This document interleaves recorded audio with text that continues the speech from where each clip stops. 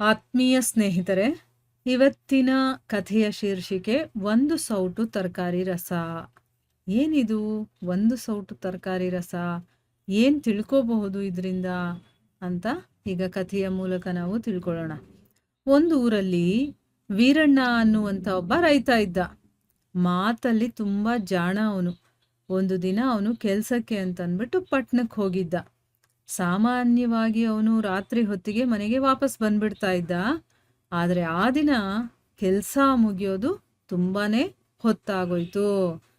ಮನೆಗೆ ಬರೋದಕ್ಕೆ ಹೊರಟ ಅಷ್ಟರಲ್ಲೇನಾಯ್ತು, ಗುಡುಗು ಸಿಡಿಲ ಸಮೇತ ಮಳೆ ಧಾರಾಕಾರವಾಗಿ ಸುರಿಯೋದಕ್ಕೆ ಶುರುವಾಯಿತು. ಊರ ಹೊರಗೆ ಜುಪುಣಿಯಾದಂಥ ಒಬ್ಬ ಮುದುಕಿ ಇರ್ತಾಳೆ. ಈ ರೀತಿಯ ಪ್ರಸಂಗದಲ್ಲಿ ಅಂದರೆ ಏನಾದರೂ ಹೊತ್ತಾಗೋಯ್ತು ಅಂತಂದರೆ ಅಥವಾ ಗಾಳಿ ಮಳೆ ಈ ರೀತಿ ಏನಾದರೂ ಬಂದಾಗ ದಾರಿ ಹೋಗ್ರೆ ಯಾರಾದರೂ ಬಂದ್ಬಿಡ್ಬೋದು ನನ್ನ ಮನೆಗೆ ಅಂತಂದ್ಬಿಟ್ಟು ಅವಳು ಮನೆಯನ್ನು ಮೊದಲೇ ಭದ್ರ ಮಾಡಿಟ್ಕೊಳ್ತಾ ಇದ್ಲು. ಮೇಲಾಗಿ ಮನೇಲೂ ಒಬ್ಳೆ ಬೇರೆ ಇರ್ತಾ ಇದ್ಲ. ಅವಳಿಗೆ ಕಳ್ಳರು ದರೋಡೆಕೋರರು ಇರ್ತಾರಲ್ಲ ಅಂಥವ್ರ ಭಯ ಬೇರೆ. ಈಗ ವೀರಣ್ಣ ಏನು ಮಾಡ್ದ, ಮಳೆನಲ್ಲಿ ನೆನೀತಾ ಇದ್ದಾನೆ. ಬಂದು ಏನು ಮಾಡ್ದ, ಇವಳು ಮನೆ ಬಾಗಿಲನ್ನು ಬಡಿತಾನೆ. ಆಗ ಮುದುಕಿ ಅಡುಗೆ ಮಾಡುವಂಥ ಒಂದು ತಯಾರಿಯಲ್ಲಿ ಇರ್ತಾಳೆ. ವೀರಣ್ಣನನ್ನ ನೋಡ್ತಾಳವಳು. ಮಳೆ ಬೇರೆ ಸುರಿತಾ ಇದೆ, ಈಗೇನಾದರೂ ಇವನು ಬಂದರೆ ಊಟಕ್ಕೆ ಬೇರೆ ಕರಿಬೇಕಾಗತ್ತಲ್ಲ ಅಂತ ಹೆದ್ರಿ ಅವಳು ಬಾಗಿಲನ್ನೇ ತೆಗಿಯಲ್ಲ. ಮೊದಲೇ ಅವಳು ಜಿಪಣಿ ಆಗಿದ್ಲು, ಹೆದರಿಕೆ ಬೇರೆ ಇತ್ತು ಅವಳಿಗೆ. ಆದರೂ ನೋಡ್ತಾಳೆ ವೀರಣ್ಣ ಬಂದಿರೋದನ್ನ. ಈಗ ಮಳೆ ಬಂದಿದೆ ಅಂತ ಹೊರಗಡೆ ಕರೆದ್ರೆ ಊಟದ ಸಮಯ ಬೇರೆ ಆಗಿರುತ್ತಲ್ಲ, ಸೊ ಇವನನ್ನು ಊಟಕ್ಕೆ ಬೇರೆ ಕರಿಬೇಕಾಗತ್ತೆ ಅಂತ ಅವಳು ಬಾಗಿಲೇ ತೆಗಿಲಿಲ್ಲ. ವೀರಣ್ಣ ತುಂಬ ನೆಂದು ತೊಪ್ಪೆ ಆಗ್ಬಿಟ್ಟಿರ್ತಾನೆ. ಅವನು ಮತ್ತೆ ಬಾಗಿಲು ತಟ್ತಾ ಹೇಳ್ತಾನೆ, ಅಮ್ಮ ಬಾಗಿಲು ತೆಗೀರಿ, ನನ್ನ ಹೆಸರು ವೀರಣ್ಣ ಅಂತ, ನಾನೊಬ್ಬ ರೈತ. ಮನೆಗೆ ಹೋಗ್ತಾ ಇದ್ದಾಗ ಮಳೆ ಶುರು ಆಗೋಯ್ತು, ತುಂಬ ನೆಂದು ಹೋಗಿದ್ದೀನಿ, ಮತ್ತೆ ಹಸ್ದಿದ್ದೀನಿ ಕೂಡ. ಒಳಗಡೆ ನಾನು ಸ್ವಲ್ಪ ಬಂದು ಚಳಿ ಕಾಯಿಸ್ಕೊಳ್ಳ ಅಂತಂದ್ಬಿಟ್ಟು ಅವನು ಬೇಡ್ಕೊಳ್ತಾನೆ. ಜಿಪುಣಿಯಾದಂತಹ ಮುದುಕಿ ಸ್ವಲ್ಪ ಬಾಗಲನ್ನು ತೆಗಿತಾಳೆ. ತಕ್ಷಣ ವೀರಣ್ಣ ಏನು ಮಾಡ್ದ, ಒಳಗಡೆ ಬಂದೇ ಬಿಟ್ಟ. ಬೆಂಕಿ ಎಲ್ಲಿತ್ತು ಅಲ್ಲಿ ಕೂತ್ಕೊಂಡು ಮೈ ಬಿಸಿ ಮಾಡ್ಕೊಳ್ಳೋದಕ್ಕೆ ಶುರು ಮಾಡ್ತಾನೆ. ಅವಾಗ ಮುದುಕಿ ಒಂದು ನಾಟಕ ಆಡ್ತಾಳೆ. ವೀರಣ್ಣ, ನನ್ನ ಮನೇಲಿ ತಿನ್ನೋದಕ್ಕೆ ಏನೂ ಇಲ್ಲ, ಇದ್ದಿದ್ರೆ ಖಂಡಿತವಾಗಿ ಕೊಡ್ತಾ ಇದ್ದೆ ಅಂತಂದ್ಬಿಟ್ಟು. ವೀರಣ್ಣ ಕೂಡ ಬಹಳ ಚಾಲಾಕು. ಅವನು ಕೂತ್ ಕಡೆಯಿಂದಾನೆ ಅಡುಗೆ ಮನೆ ಕಡೆ ದೃಷ್ಟಿ ಹಾಯಿಸ್ತಾನೆ. ಅಡುಗೆ ಮನೆಯಲ್ಲಿ ಸ್ವಲ್ಪ ಸಾಮಾನೆಲ್ಲ ಕಾಣಿಸ್ತಾ ಇತ್ತು ಅವನಿಗೆ. ಮುಖ್ಯವಾಗಿ ಅಲ್ಲಿ ಒಂದು ದೊಡ್ಡದಾಗಿರುವಂಥ ಸೌಟನ್ನು ನೋಡ್ತಾನೆ. ಆಗ ಅವನು ಹೇಳ್ತಾನೆ, ಅಮ್ಮ ನನಗೇನು ಬೇಡ, ಅಲ್ಲಿ ಕಾಣಿಸ್ತಾ ಇದೆಯಲ್ಲ ಸೌಟು, ಅದನ್ನು ಕೊಟ್ಬಿಡಿ. ಆ ಸೌಟಲ್ಲಿ ನಾನು ರಸ ಮಾಡ್ಕೊಂಡು ಕೂಡ್ಕೊಂಡ್ಬಿಡ್ತೀನಿ, ನಿಮಗೆ ನಾನು ಏನೂ ತೊಂದರೆ ಕೊಡೋದಿಲ್ಲ ಅಂತ ಹೇಳ್ತಾನೆ. ಏನು, ಒಂದು ಸೌಟಿಂದ ರಸ ಮಾಡಬಹುದಾ ಅಂತಂದ್ಬಿಟ್ಟು ಅವಳಿಗೆ ಆಶ್ಚರ್ಯ ಆಗತ್ತೆ. ಆಗ ಅವನು ಹೇಳ್ತಾನೆ, ಖಂಡಿತ ಮಾಡಬಹುದು, ನಾನು ದಿನ ಅದನ್ನೇ ಮಾಡ್ಕೊಳ್ಳೋದು ಅಂತ ಹೇಳ್ತಾನೆ. ಜಿಪುಣಳಾದಂತಹ ಮುದುಕಿಗೆ ವೀರಣ್ಣ ದೇವರ ಥರ ಕಾಣಿಸ್ತಾನೆ. ಯಾಕಂದರೆ ಅವಳು ಮೊದಲೇ ಜಿಪುಣಿ ಅಲ್ವಾ. ಒಂದು ಸೌಟಲ್ಲಿ ರಸ ಮಾಡ್ಕೊಂಡು ಕುಡಿಬೋದಾ, ಏನೂ ಖರ್ಚಿಲ್ಲದೆ ಒಂದು ಸೌಟಿಂದ ರಸ ಮಾಡಿ ದಿನ ನಾನು ಕೂಡ ಎಷ್ಟೊಂದು ಹಣ ಉಳಿಸ್ಬೋದಲ್ಲ ಅಂತ ಅವಳು ಅಂದ್ಕೊಳ್ತಾಳೆ.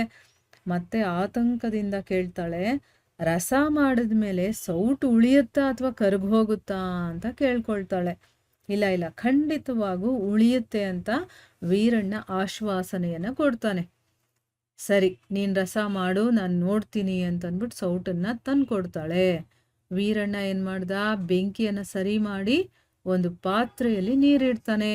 ನೀರು ಕುದೀತಾ ಇರಬೇಕಾದ್ರೆ ಸ್ವಲ್ಪ ಉಪ್ಪು ಹಾಕಿದ್ರೆ ರಸ ತುಂಬ ರುಚಿಯಾಗಿರುತ್ತೆ. ಅಮ್ಮ ಸ್ವಲ್ಪ ಉಪ್ಪು ಕೊಡ್ತೀರಾ ಅಂತಂದ್ಬಿಟ್ಟು ಕೇಳ್ತಾನೆ. ಜಿಪಣಿ, ಉಪ್ಪು ತಾನೇ, ಏನು ಖರ್ಚಾಗ್ಬಿಡುತ್ತೆ ಅಂತಂದ್ಬಿಟ್ಟು ಧಾರಾಳವಾಗಿ ಅವಳು ಉಪ್ಪನ್ನು ಕೊಡ್ತಾಳೆ. ಆಮೇಲೆ ಅದನ್ನು ಅವನು ನೀರಿಗೆ ಹಾಕಿ ಸ್ವಲ್ಪ ಹೊತ್ತು ಆಡಿಸಿದ ಮೇಲೆ ರುಚಿನ ನೋಡ್ತಾ, ಅಮ್ಮ ರಸ ಬಹಳ ಚೆನ್ನಾಗಿದೆ, ಇದರಲ್ಲಿ ಸ್ವಲ್ಪ ತರಕಾರಿ ಹಾಕಿದ್ರೆ ಅದರ ಸುವಾಸನೆ ಇದೆಯಲ್ಲ ಅದು ಮನೆಯೆಲ್ಲ ಹರಡ್ಕೊಳ್ಳುತ್ತೆ ಅಂತ ಹೇಳ್ತಾನೆ. ನಿನಗೆ ಯಾವ ತರಕಾರಿ ಬೇಕು ಅಂತ ಜಿಪುಣಿ ಕೇಳ್ತಾಳೆ. ಅವನು ಸ್ವಲ್ಪ ಟೊಮೊಟೊ, ಆಲೂಗಡ್ಡೆ, ಕುಂಬಳಕಾಯಿ, ಎಲೆ ಯಾವುದಾದ್ರೂ ಪರವಾಗಿಲ್ಲ, ಅಥವಾ ಎಲ್ಲ ಇದ್ರೂ ಕೂಡ ಒಳ್ಳೆಯದೇ ಅಂತಂದ್ಬಿಟ್ಟು ಹೇಳ್ತಾನೆ. ಜಿಪಣಿಗೆ ಏನಾಗುತ್ತೆ, ತಾನು ಅಡುಗೆ ಮಾಡೋದಕ್ಕಿಟ್ಟಿದ್ದನ್ನು ಕೊಟ್ಟರೆ ಪಾತ್ರೆ ತುಂಬ ರಸ ಕುಡಿಬೋದಲ್ಲ ಅಂತ ಅನ್ನಿಸ್ಬಿಟ್ಟು ಆ ತರಕಾರಿಗಳನ್ನೆಲ್ಲ ತಂದು ಕೊಡ್ತಾಳೆ. ವೀರಣ್ಣ ಮಾತಾಡ್ತಾ ಮಾತಾಡ್ತಾ ನಿಧಾನವಾಗಿ ತರಕಾರಿಗಳನ್ನ ಒಂದಾದ್ಮೇಲೆ ಮತ್ತೊಂದನ್ನ ಹಾಕಿ ಚೆನ್ನಾಗಿ ಕದಡಿ, ಆಮೇಲೆ ಒಂದು ಚಮಚದಲ್ಲಿ ಅವನು ಅದರ ರುಚಿಯನ್ನ ನೋಡ್ತಾ, ಅಮ್ಮ ರಸ ತುಂಬ ಚೆನ್ನಾಗಿದೆ, ಆದರೆ ಸ್ವಲ್ಪ ಖಾರನೋ ಏನೋ, ನನಗೇನೋ ಪರವಾಗಿಲ್ಲ, ನಿಮ್ಮ ನಾಲಿಗೆಗೆ ಅದು ಒಗ್ಗೋದಿಲ್ಲ, ಸ್ವಲ್ಪ ಸಕ್ಕರೆ ಇದ್ರೆ ಕೊಡ್ತೀರಾ, ನನಗೆ ಒಂದು ಸೌಟ್ ರಸ ಇದ್ರೆ ಸಾಕು ಅಂತಂದ್ಬಿಟ್ಟು ನಯವಾಗಿ ಹೇಳ್ತಾನೆ. ಅವಳಿಗೆ ತುಂಬ ಚೆನ್ನಾಗಿ ನಂಬಿಕೆ ಬರಬೇಕು ಆ ರೀತಿ. ಜಿಪುಣಿಗೆ ಅದು ಕೂಡ ನಿಜಾನೇ ಅಂತ ಅನಿಸುತ್ತೆ. ಪಾತ್ರೆ ತುಂಬ ರಸ ಕುದೀತಾ ಇದೆ. ವೀರಣ್ಣ ಸೌಟಿನಿಂದ ಕೈ ಆಡಿಸ್ತಾ ಇದ್ದಾನೆ. ಅವನು ಒಂದು ಸೌಟ್ ತಗೊಂಡ್ರು ಮಿಕ್ಕಿದ್ದೆಲ್ಲ ನನಗೆ ಅಲ್ವಾ ಅಂತಂದ್ಬಿಟ್ಟು ಲೆಕ್ಕ ಹಾಕ್ಕೊಂಡು ಸಕ್ಕರೆಯನ್ನು ಕೊಡ್ತಾಳೆ.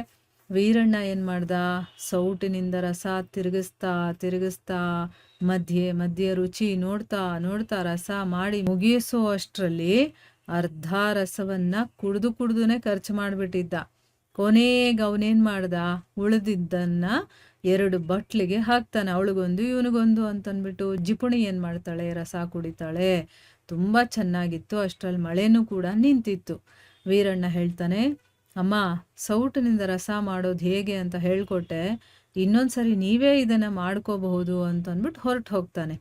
ಅವನು ಹೋದ ಮೇಲೆ ಜಿಪುಣಿಗೆ ಅರ್ಥ ಆಗುತ್ತೆ, ನಾನು ಕೂಡ ಅದೇ ರೀತಿ ತರಕಾರಿ ರಸ ಮಾಡ್ತೀನಿ, ಆದರೆ ಮಾತಿನ ಮಲ್ಲ ವೀರಣ್ಣ ಸೌಟಿನಿಂದ ನಾನು ರಸ ಮಾಡ್ತೀನಿ ಅಂತ ಹೇಳಿ ಎಲ್ಲ ಸಾಮಾನುಗಳನ್ನ ನನ್ನಿಂದನೇ ತರಿಸ್ಕೊಂಡಿದ್ದ. ಅಂದರೆ ತನ್ನ ಮೂರ್ಖತನಕ್ಕೆ ಅವಳು ನಕ್ಕು ಬಿಡ್ತಾಳೆ. ಎಷ್ಟು ಚಾಲಾಕಾಗಿ ಅವನು ಮಾತಾಡಿ ನನ್ನಿಂದನೇ ಎಲ್ಲ ತರಿಸ್ಕೊಂಡು ನಾನು ಹೇಗೆ ಮಾಡ್ತೀನೋ ಅದೇ ರೀತಿ ಅವನು ರಸ ಮಾಡ್ದ. ಆದರೆ ಸೌಟಿಂದ ರಸ ಮಾಡ್ತೀನಿ ಅಂತ ಹೇಳಿ ನನ್ನನ್ನು ಮೂರ್ಖಳನ್ನಾಗಿ ಮಾಡಿದ್ನಲ್ಲ ಅಂತಂದ್ಬಿಟ್ಟು ತನ್ನ ಮೂರ್ಖತನಕ್ಕೆ ತಾನೇ ನಗ್ತಾಳೆ. ಅದಕ್ಕೆ ಅಲ್ವಾ ಹೇಳೋದು, ಮಾತು ಬಲ್ಲವನಿಗೆ ಜಗಳವಿಲ್ಲ, ಊಟ ಬಲ್ಲವನಿಗೆ ರೋಗ ಇಲ್ಲ ಅಂತಂದ್ಬಿಟ್ಟು. ಸೊ ಆ ರೀತಿ ನಯವಾಗಿ ಮಾತಾಡಿ ತನ್ನ ಕೆಲಸವನ್ನು ಸಾಧಿಸ್ಕೊಂಡ ಅವನು ಅನ್ನೋದನ್ನ ಇಲ್ಲಿ ನಾವು ತಿಳ್ಕೋಬಹುದು. ಚೆನ್ನಾಗಿದೆ ಅಲ್ವಾ ಕತೆ. ಹರೇ ಕೃಷ್ಣ.